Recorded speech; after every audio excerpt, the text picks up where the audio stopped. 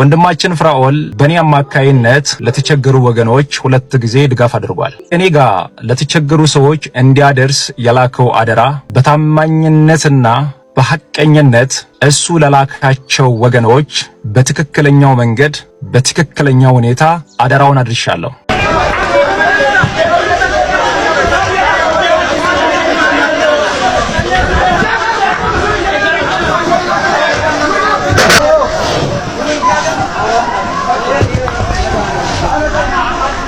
ወንድማችን ፍራኦል እኔ ጋር 2 ጊዜ በእርዳታ ጉዳይ ተገናኝተናል ብያቸዋለሁ። ከዚህ ውጪ ግን ወንድማችን ፍራኦል በእርዳታ ጉዳይ ብቻ ሳይሆን ከኔ ጋር የሚገናኘው እንደ ቤተሰብ ለኛ የቅርብ ቤተሰብ ወዳጃችን ነው። ከወንድማችን ፍራኦል ኢትቻ ጋር ዛሬም ሰላም ነን፣ ዛሬም እንደዋወላለን፣ ዛሬም እንነጋገራለን። ምንም አይነት ጥላቻ፣ ምንም አይነት ክፍተት፣ ምንም አይነት መካከላችን ላይ የተፈጠረ አለመግባባት የለም። ዛሬም ሰላም ነን። ስልክ ደወልኩለትና ወንድሜ ፍራኦል አንድ እህቴ በጣም ታማለች፣ እርዳታ ያስፈልጋታል፣ እባክህን እርዳት ብዬ ጠይቀዋለሁ። ምንም ሁለተኛና ሶስተኛ ሐሳብ አላወራም። 300 ሺህ ብር እሰጣታለሁ ብሎ ቃል ገባ። ቃል በገባው መሰረት ፍራኦል 300 ሺህ ብሩን ልኮ ለዚች እህታችን ገንዘቡን በካሽ 300 ሺህ ብር አድርሼ እግዚአብሔር ይስጠው እህታችን ታክማ ድና መታ አሁን አለች።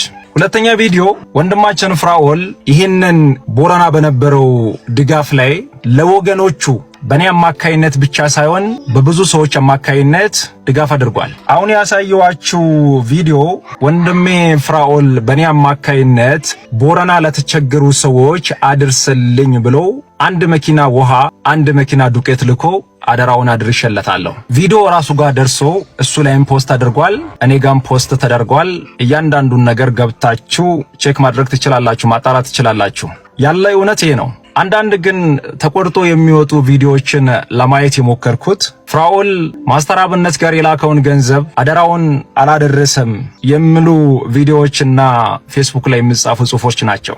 እኔና ፍራኦል በዚህ ልክ የምንተማመን፣ በዚህ ልክ ግልጸኝነት በሞላው ሁኔታ ለተቸገሩ ወገኖች የምንደርስ፣ አንድም የተቀላቀለ የተበረዘ ክፉ ነገር ሳይኖር በንጹህ እጃችን አገልግለናል ለብዙዎች። ቦረና ላይ በነበረው ድርቅ ጊዜ ፍራኦል በእኔ አማካይነት ብቻ አይደለም እርዳታ የሰራው፣ ብዙ ሰዎች አማካይነት ቤቱን ከፍቶ እያስተባበረ ለወገኖቹ ደርሷል። በዚህ አጋጣሚ ላመሰግነው እወዳለሁ። እውነት ለመናገር ከዚህ ባሻገር ግን ሶሻል ሚዲያ ላይ የሚነሱ አሉባልታ የሆኑ ወሬዎች፣ ትክክል ያልሆኑ መረጃ ያልተያዙ ከባለቤቱ ያልተሰሙ ምንድነው እውነቱ ተብሎ ሳይጣራ ሚዲያ ላይ የሚነሱ የሚናፈሱ ወሬዎች በአጠቃላይ ውሸትና ውሸት ናቸው። ወንድሜ ፍራኦልም በዚህ ጉዳይ ላይ አጠር ያለ ሐሳብ እንደሚሰጥና ነገሩን ለእናንተም ክሊር እንደሚያደርግ ተስፋ አደርጋለሁ። በዚህ ሐሳብ ላይ አንድ አጠር ያለ ነገር ማንሳት የሚፈልገው ሪከርድ ተደርጎ በወጣው ቪዲዮ ላይ ፍራኦልም ቢሆን ማስተር አብነት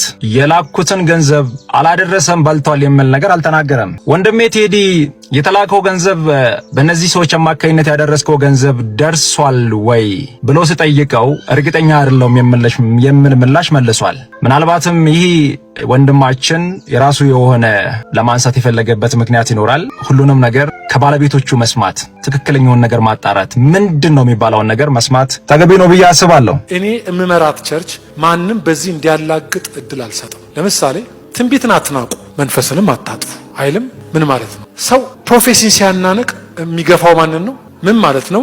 ትንቢት የማን ስጦታ ነው እያለህ ነው? ቴንኪው። መንፈስ ቅዱስ በእኛ መካከል ሲገልጣቸው ስጦታዎቹ በህልም፣ በራእይ፣ በአዲስ ቋንቋ መናገር፣ የእግዚአብሔርን ቃል በማቅረብ አንዳንዴ እንደ ሞተ ሰው ሲጥለን ሰክረን አይደለም። እዚህ ቤት አረቄ የለም። ስካር ግን አለ። በማን በኩል የሚመጣ?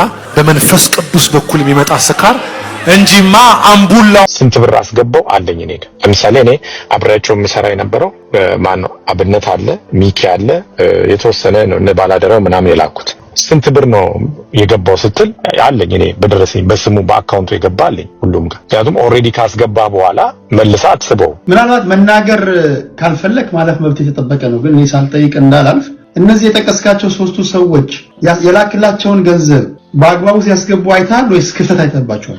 እኔ በአግባቡ ሲያስገቡ አላየሁም። ምክንያቱም ገንዘቡ ማስገባቴን እንጂ ያስገቡ አያስገቡ አላየሁም። እኔ ፍራኦል ደግ ሰው ነክ ብዬ አላስብም። ልክ አንድ ድርጅት ማስታወቂያ አሰርቶ ማስታወቂያ ላሰራለት ታዋቂ ሰው ገንዘብ ይከፍሏል። ገንዘብ የሚከፍልበት ዋና ምክንያት በታዋቂው ሰው እውቅና በኩል የድርጅቱን ምርትና ድርጅቱ ራሱን ስለሚያስተዋውቅ ማለት ነው። አንተም ያደረገው ይህንን ተመሳሳይ ነገር ነው።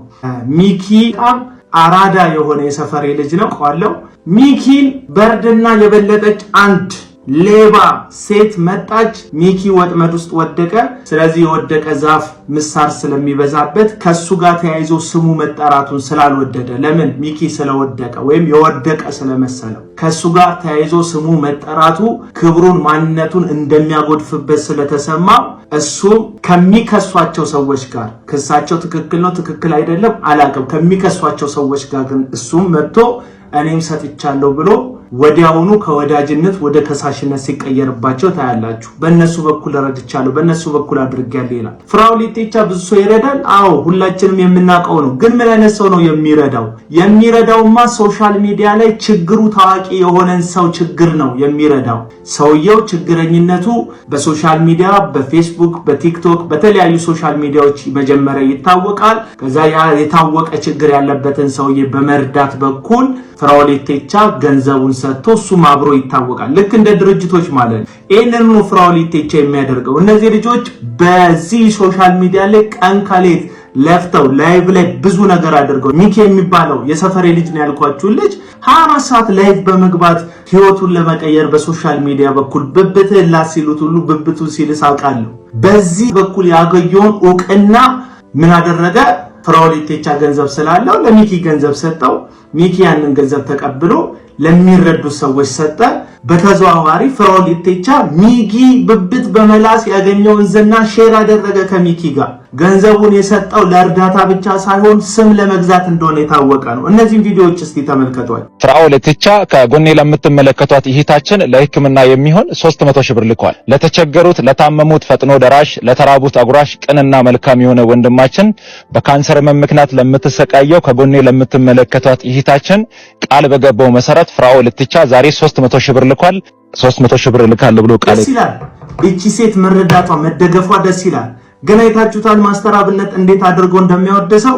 ፍራኦል ኢቴቻ ብሎ ገንዘቡን እኮ በቼክ ወይም ደግሞ ገንዘቡን በሞባይል ባንኪንግ ማስተላለፍ ይቻላል። ግን እንዲታይ ተደርጎ ማን ሰጪ እንደሆነ እንዲታወቅ ፍራኦል ኢቴቻ ሰጪ መሆኑ እንዲታወቅ ገንዘቡ ተቆልሎ ሁሉ ይሰጣል። ስለዚህ ፍራኦል ኢቴቻ ገንዘብ ሲሰጥ ገንዘብ መስጠት ብቻ አይደለም ፖይንቱ፣ በዛ ገንዘብ መስጠት በኩል ራስን ማስተዋወቅ ራስን ማሳየት ነው። ምክንያቱም ብዙ ባለሀብቶች አሉ አደባባይ ላይ ሲሰጡ ስላላየናቸው ግን የፍራኦል ኢቴቻን ያህል አናቃቸው። ይሄንን ቀጥሎ ቪዲዮ ተመልከቱ። ፍራኦል ኢቴቻ ይባላል። ፍራኦል የተባለ ልበቀና ሰው ሀብታም ነው። ሀብታም ማለት የገንዘብ ሳይሆን የልብ ሀብታም። ፍራኦል በጣም ብዙ መልካም ብዙ በጎ ስራዎች እንደሚሰራ ሰማ ነበር። ያለ ማድረግ ደግሞ ሀብት ያስፈልጋል፣ ልብም ያስፈልጋል። በጣም ደግ ሰው ነው። ከልጅነቱ ጀምሮ ከትምህርት ቤት ጀምሮ ሰው መርዳት ይወዳል። ገንዘብ ብቻውን ሀብት ሊሆን አይችልም። ሀብት ሊያስደስት የሚችለው ለሌሎች ማካፈል፣ ለሌሎች መቆረስ ስትችል። ጀፍሮ ትራክ ድራይቪንግ ስኩል ማመስገን እፈልጋለሁ። ውጭ ሀገር አሜሪካን ያለው እሱን ስፖንሰር ያደረገኝ ሰክሰስፉል ነኝ ብዬ አስባለሁ። ኑሮ በአሜሪካ እነዚህ ሁሉ በፍራኦል ኢቴቻ ተረዳን የሚሉ ሰዎች በቀረቡበት ትልልቅ ሚዲያ ላይ ስሙን ያነሱታል፣ ስሙን ያስጠሩታል፣ ስሙን ያወድሱታል። እሱ ሁሉ በሚታወቀው በሰይፉ ፋንታውን ፕሮግራም ላይ በዚህ እነሱ ባስተዋወቁት ማስታወቂያ በኩል እስኪገኝ ድረስ ይሄንን ቪዲዮ ደግሞ ተመልከቱ። ጋይስ እንግዲህ አዲስ ቻሌንጅ ይዘመተናል። እሺ ቻሌንጁም ዛሬ ፍራኦል ኢቴቻ ከአሜሪካና ዳላክ ለ50 በላይ ለሚሆኑ ሰው የተቸገሩ ሰዎች በግ እየሰጠን ነው። እኔና ማሂ 2 በግ ተሸልመናል። ያን በግ ቻሌንጁ ምንድነው? ፍራኦል ኢቴቻንና ዳላክን ደስ በሚል ሁኔታ ያመሰገነ ደስ በሚል ቃል ያመሰገነና እነሱን ሂዱ ፎሎ ያደረገ ሰው ላይኩ ታይቶ እንሰጣለን። እዛ ጋር አይተን ይሄ ነው ቻሌንጃችን። ላይክ፣ ሼር፣ ኮፒ ሊንክ እንዳይረሳ። እነዚህ ልጆች በቻሉት አቅም ፍራኦል ኢቴቻ እንዲወደስ እንዲሞገስ ቻሌንጅ ያዘጋጃሉ። ፎሎ እንዲደረግ እንዲታወቅ ጥረት ያደርጋሉ። በተዘዋዋሪ ፍራኦል ኢቴቻ ገንዘቡን ሰጥቶ ዝናን ከነዚህ ሰዎች ገዝቷል። የላከላቸውን መልእክት ወይም አድርሶ ያላቸውን ነገር አደራውን ተወጥቷል አልተወጡም ሌላ ጉዳይ ነው። ነገር ግን ዛሬ የወደቁ ሰዓት ላይ ተገልብጦ እሱ ከሳሽ የሚሆንበት ምንም አይነት የሞራል ልዕልና አለው ብዬ አላስብም። አንድ ሰው ሲሰጥ በስውር መስጠት አለበት አይደል? እውነተኛ ሰጪ ከሆነ ሙገሳውን ካልፈለገ ውዳሴውን ካልፈለገ በአደባባይ ልክ እንደ ሰንደቅ ዓላማ የተውለበለበ ችግር አይቶ በችግሩ ላይ ራሱን ዝናና ስምን ለመግዛት አይጣጣርም። ፍራኦል ኢቴቻ ግን እንደዛ ነው የሚያደርገው። እሱ ብቻ አይደለም። እኔ ይሄን ቪዲዮ እንደሰራ ዋና ያደረገኝ ነገር ከዚህ ቀደም ቪዲዮ የሰራውበት ነገር ነው። ይሄ ሰው የድሃ ገንዘብ ዘርፏል፣ በምስኪኖች በህመማቸው በኩል ዘይት ሸጧል ያልነውን እዩ ጩፋ የሚባልን ሰው አደባባይ ላይ ሲያሞግሰው ታዲያ በምን ኢንካም ያገኝ ብሎ ሲሟገትለት ሰምተናል። እስቲ ይሄንን ቪዲዮ ተመልከቱ። እኔ ደግሞ እዩ ጩፋ ወደዋለሁ። እኔ አሁን ሳየው በጣም ነው የሚመቸኝ። እኔ በቃ አለባበሱ ስታይሉ ጽድት ያለ በጣም ነው የምወደው። ደፋር ነው፣ ድፍረቱ ደፋር ነው። በወንጌል ምንም ነገር አይመስለው። አዎ ምንም አይመስለው። ምን መሰለህ መንፈስን መርምረን ትምህርቱን አለመቀበል ነው እንጂ ተሳስታል እንደዚህ አንተ ሌባ ቆሻሻ ምናምን ማለት መብት የለንም። ግን እዩ ጩፋን አሁን እኔ ሳየው በቃ የሚያስተምረው ፎከስ ያደረገው ጌታና ጌታ ላይ ብቻ ነው። ክርስቶስን ነው የሚያስተምረው። አሁን ስተት የቱ ጋር ነው ስተቱ ምናምን ብዬ በጣም ብዙ አሰብኩና ይሸጣል እንትን ይሸጣል ሲባል በምን ይኑሩ ታዲያ? አሁን እነዚህ ሰዎች መኖሪያም ያስፈልጋል፣ ምግብ ያስፈልጋቸዋል፣ ገብቷል? የሆነ ነገር ያስፈልጋቸዋል፣ ኢንካም ያስፈልጋቸዋል። ይሄው ሰው ነው እንግዲህ እዩ ጩፋ ዘይት መሸጡ ልክ አይደለም፣ ከድሃ መውሰዱ ልክ አይደለም፣ 5 ስታር ሆቴል ከድሃ ንብረት ወስዶ ለወንጌል በተባለ ገንዘብ መስራቱ ልክ አይደለም ሲባል ምን ያደርግ? ኢንካም ከየት ያምጣ? በምን ይብላ ይጠጣ አለ። ስለዚህ ይህን ጥያቄ መልሰን እንጠይቀው። የላክላቸው እነ ማስተር እነ ባላደራው ሌሎቹ የምትጠራቸው እነ ሚኪን ጨምሮ በምን ይኑሩ? ኢንካም ያስፈልጋቸዋል፣ መኖሪያ መብያ ያስፈልጋቸዋል። አንተው ባመጣው ሎጂክ፣ ለዩ ጩፋ ባመጣህልን ሎጂክ ዛሬ ተነስተ እንዴት ትከሳቸዋለህ? እና መቼም ቢሆን እዚህ ሶሻል ሚዲያ ላይ የቆማችሁ ሲመስለው ብቻ ነው ሰው ከናንተ ጋር የሚሆነው። የበረታችሁ ሲመስለው ብቻ ነው ሰው ከናንተ ጋር የሚሆነው።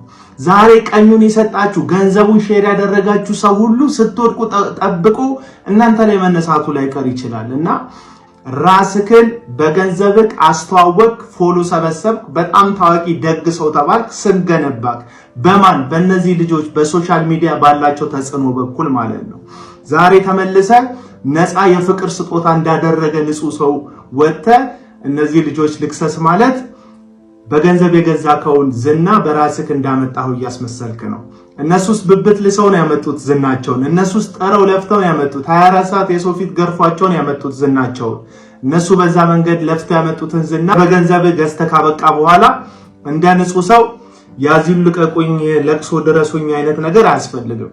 ዮናስ ሙሉ ነው ጨምሮ አላቃችሁ ማለት ነው።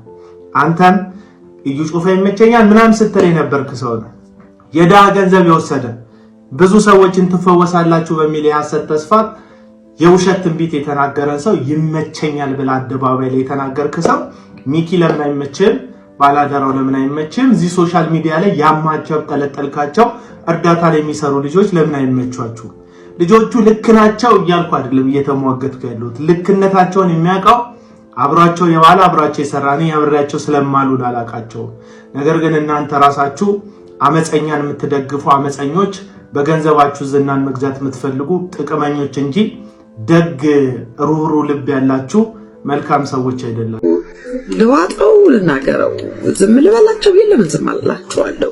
እንደው ብነግራችሁ ትድኑ ይሁን ልብ የሚያገኝ ከእናንተ መካከል አንድ ሰው ይደርሰው ይሁን አንድ ሰው ይሰማው ይሁን እናንተ አጥቢ ያላችሁ እቺ ልጅ መቼም ስትዘምር ከጎኗ ስትቆም አይተናችኋል። በየመድረኮቻችሁ የእናንተ ቸርች የእናንተ አጥቢያ የተሰበሰበው ብር የለም። ምን አለበት ያንዱ እሁድ እሷን ያንዱ እሁድ ከመመን የምትሰበስቡት እሷን አሳክሞ ብቻ አይደለም ተአምር ይሰራል። ከኢትዮጵያ ውጭ ሁሉ ልካችሁ አሳክማችሁ መመለስ ትችላላችሁ።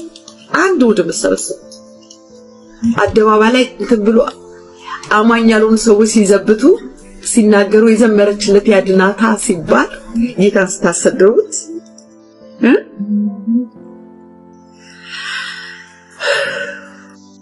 ግን የእውነት እናንተ ኢየሱስን ታውቁታላችሁ? ኢየሱስን ታውቁታላችሁ?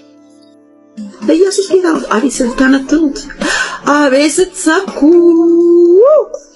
አቤት ትንተና፣ አቤት ትንተና! መጽሐፉን እኮ ትተነትኑታላችሁ ነው የሚባለው። ትሰብኩታላችሁ፣ ታወሩታላችሁ። ኑሩ ሲባል ዜሮ፣ ኑሮ ላይ ሲመጣ የሰይጣን አገልጋይ፣ ስትሰብኩት የኢየሱስ፣ ስትኖሩ የሰይጣን አገልጋዮች። እኔ ነግራችኋለሁ፣ ማንንም ስለማልፈራ እኔ ኢየሱስ ልጅ ስለሆንኩኝ አልፈራችሁም። እናንተን አልፈራችሁም።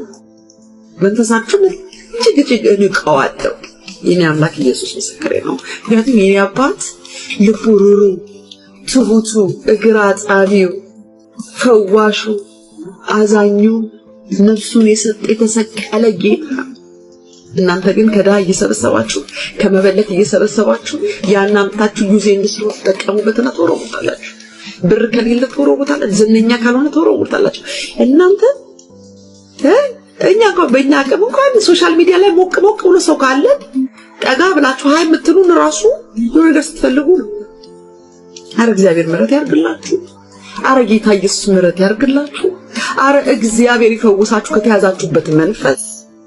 ሰብካችሁት ንቃችሁት አምላኬ ንቃችሁ በጀርባ ለሰይጣን በፊት ለፊት ለኔ ጌታ ብላችሁ በእኔ አምላክ ስም ትዘባበታላችሁ። ለምንኝ ዋጋ ትከፍላላችሁ። እግዚአብሔር ምስክሬ ትከፍላላችሁ። እናንተ ጨካኞች፣ እናንተ በሰው ልጅ ተጠቅማችሁ የምትጠሉ፣ የሰው ልጅ እንደ ቆሻሻ የምትወረውሩ። እሷ እንኳን ነገ ብትድን ተመልሳ እናንተ ቸርች የምታገለግል ይሆናል። አክቹአሊ እናንተ የምትሰብኩበት መድረክ የእግዚአብሔር መንፈስ እዛ ጋር ቢኖር ከእናንተ ጋር ቢሆን ኖሮ እሷም ታማ ለተፈወሰ በሲጀመር ተታመመም ነበረች። የመሰለች ልጅ ጌታዋን የምታገለግል በረሃብ እየራባት ሆዳቸውን አንቀው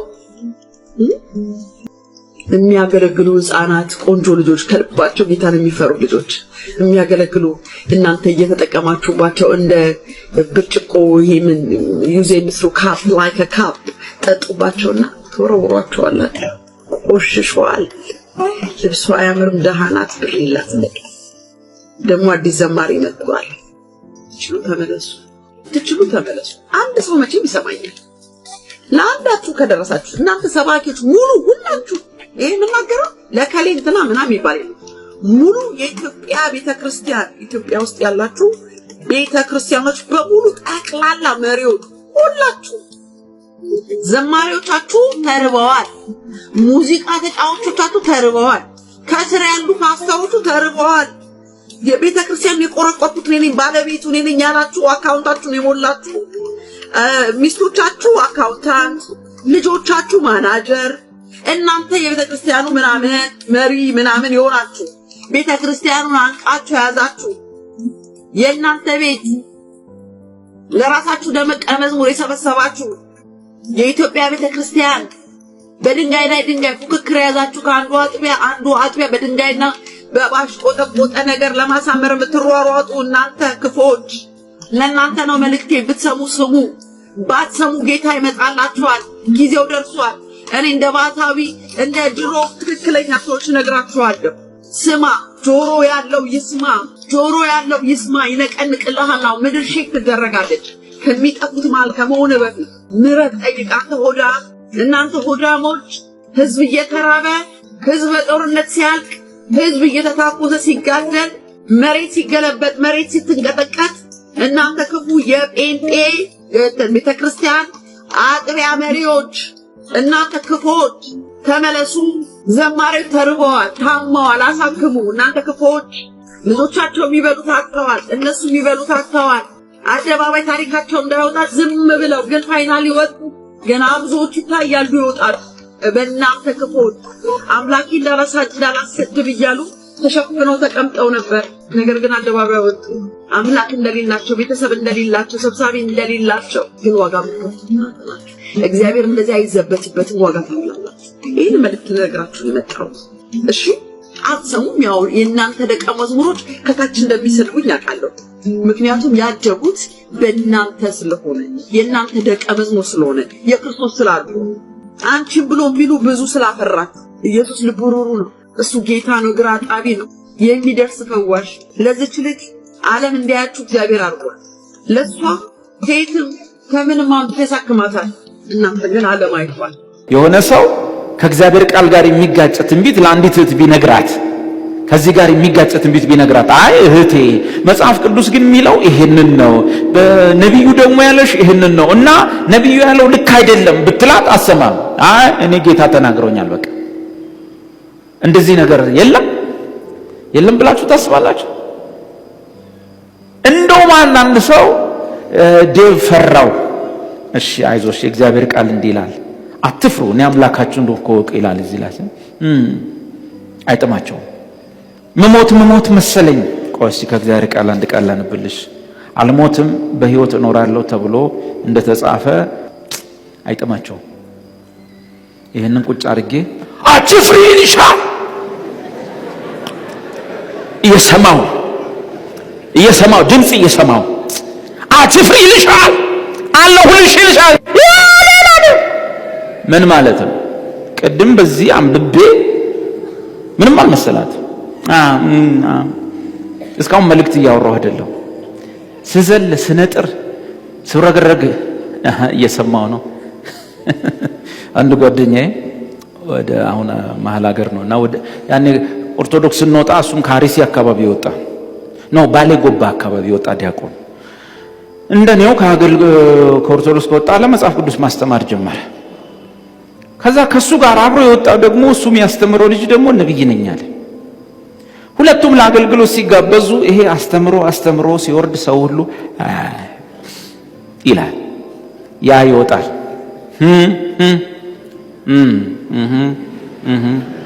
የታው ተናገር ባሪያህ እየሰማ ነው ተናገር ሲል ሰው ምን እንደሚል ገና ሳይሰማ ማለት ነው ከዛ ስንወጣ እኔን ማንም ዞር ብሎ ያኛው እሱን ና ምሳን ጋብዝ ይሉታል ለምሳ ይወስዱታል እሱ ምርጥ ሆቴል ይያዝለታል እኔን ማንም ዞር ብሎ ያኛው አስተምር ኤፌሶን አስጠንቻለሁ ሰው አይጨርስም እንዴ ያ ልጅ አይወጣም እንዴ ይላል ሶርዳ ላይ ያይመጣና ሲል ሰው ሁሉ ያሳበሉ ከእግዚአብሔር ቃል በላይ ትንቢት አልበለጠምን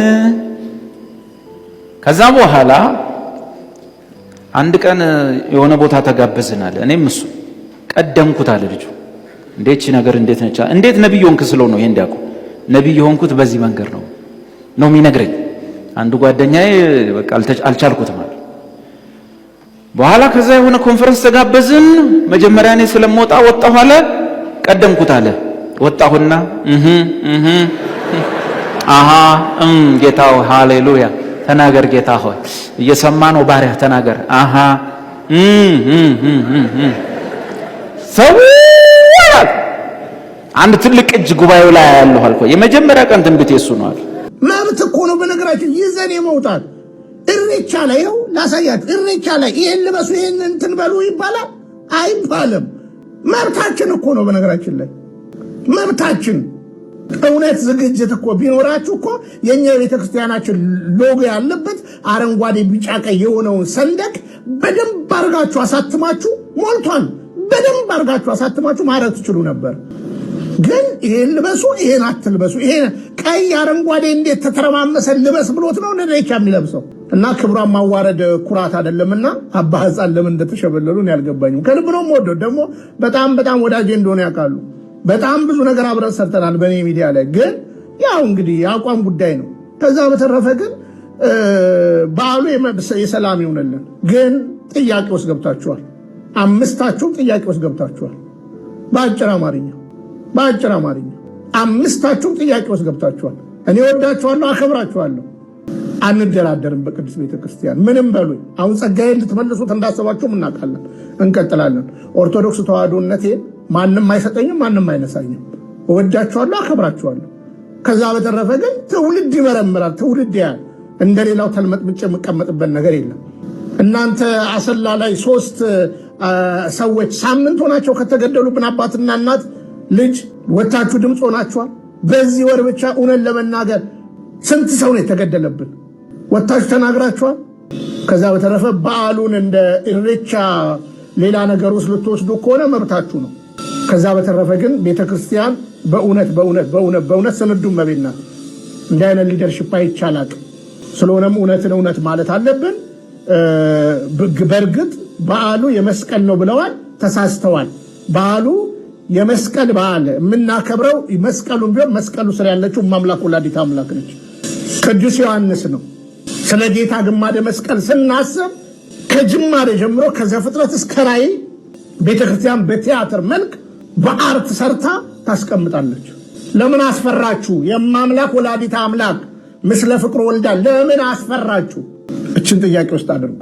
እግዚአብሔር ፈቅድና ብንኖር እንደገና እንገናኛለን። ትውልድ ንቃ መልእክቴ ነው። አባቶቻችን በዚህ ያክል ይሆናሉ ብዬ አላሰብኩም እና ወይዘሮ አዳነች አቤቤ እያስፈራራቻችሁ እንደፈለጉ የምትሆኑበትን ነገር በጣም ከአንድ ከማይረባ ሊደርሺፕ መስቀል ይቅደም መልእክቴ ነው። መስቀል ይቅደም፣ ዓላማ ይቅደም መልእክቴ ነው። ብንያም ሽታዬ ነኝ። ፍቅረ ኢየሱስ ከስደት ሀገር ኡጋንዳ ካምፓላ እማልደራደርበት ሁለት ነገር ኦርቶዶክስ ተዋህዶነቴ ደግሞም ኢትዮጵያዊነቴ። የሚገለባበት ዓላማ የሌለኝ ኩሩ ኢትዮጵያዊ፣ ኩሩ ኦርቶዶክሳዊ